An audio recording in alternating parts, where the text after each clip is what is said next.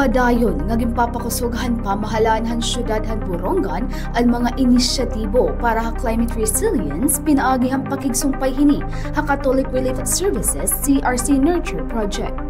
Han Disyembre 9, nagkatitirok ang CRC Nurture Technical Working Group base tukuyon ang mga prioridad nga lugar para han intervensyon. Kaupod hira Acting Mayor Emmanuel Chisongco, mga opisyal tikang ha Office han City Planning, Environment and Natural Resources, Engineering, Agriculture, CDRRMO ngan ang mga representante han CRS.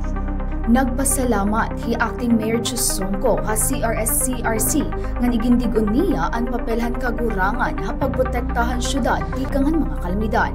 Sugad man ang kahalagahan han pag-edukarhan mga upland communities mahitungod han climate risks. Nalakip gihap han mga gindiskuter ang pagtanumin high-value fruit-bearing trees sa barangay Hibakong nga magpapadugang ha floriculture ngan apiculture project kan DENR ngan magpapalambo han Hibakong Model Farm kumo livelihood ngan tourist site. Ginhahangyo liwat ang pagpaupayhan Baybay Boulevard Park ngan Noong Riverside Walk ngan ang pagprotektahan high-value crops pinaaghin posible nga biological laboratory. Ang CRC Nurture nga gimpupunduhan han United Kingdom CERA program in nagtatampo han paghimuhan exclusive nga nature-based climate solutions. Usala ang Borongan ha tulo nga syudad ha bugos nga Pilipinas nga kaapi hini nga proyekto upod ang Legazpi ngan Zamboanga.